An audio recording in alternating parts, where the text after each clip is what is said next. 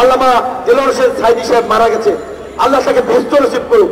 বারবার তার কথা মনে পড়ছে আজকে এই শেখ হাসিনার রেল লাইনের চুক্তি দেখে। তিনি বলেছিলেন কয়েক বছর আগে, প্রায় 30 বছর না 20-25 বছর আগে বলেছিলেন, আমি দেখতে পাচ্ছি বাংলার আকাশে উত্তর গগনে কালো কালো মেঘ করেছে, এমন কালো কালো অমানিসর মেঘ যদি সক্ষম ভাবে মোকাবেলা করতে না পারো শুভে সাদিক হওয়া অসম্ভব। তিনি আল্লাহ ব্যক্তি ছিলেন, আল্লাহ ওলি ছিলেন, তাই তারা দূরদর্শিতার জায়গা থেকে দেখতে পাচ্ছিলেন ভারত বাংলাদেশকে গ্রাস করার জন্য সব ধরনের প্রস্তুতি নিয়েছে। এমনকি খালেদা জিয়া আজকে হাসপাতালের বেডে কাতরাচ্ছে। 1999 সালে এই ভারতকে করিডোর দেওয়া নিয়ে রোড মার্চে কিশোরগঞ্জে বলেছিলেন ভারতকে করিডোর দেওয়া শহীদের রক্তের সাথে বেইমানি। আজকে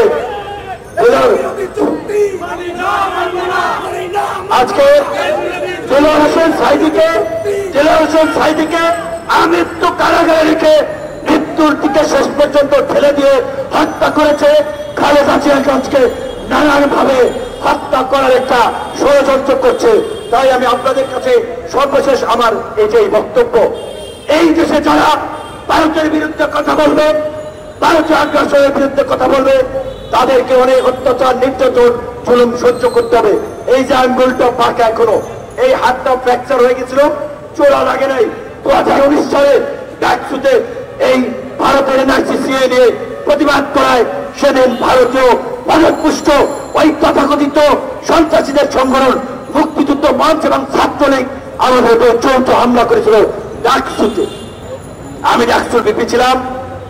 সেই ডাকসুতে লাইট ফ্যান বন্ধ করে 1971 সালের 25শে মার্চের মতো একটি নারকীয় তাণ্ডব চালিয়েছে। তাই আমি সন্ধিহান আমাদের যে সমস্ত ভাই বন্ধুরা ভারতীয় পণ্য বর্জন আগ্রাসনের বিরুদ্ধে সরব হচ্ছেন, তাদেরও বিপদ আসতে পারে। আপনাদের প্রতি আমার এটাই অনুরোধ, কারো বিপদ আসলে তার পাশে থাকবেন। কেউ নিখোঁজ হলে সরাসরি ভারতীয় এমবেসি ঘেরাও করে এমবেসিতে গিয়ে খোঁজ দিবেন ও এমবেসির মধ্যে আছে কিনা।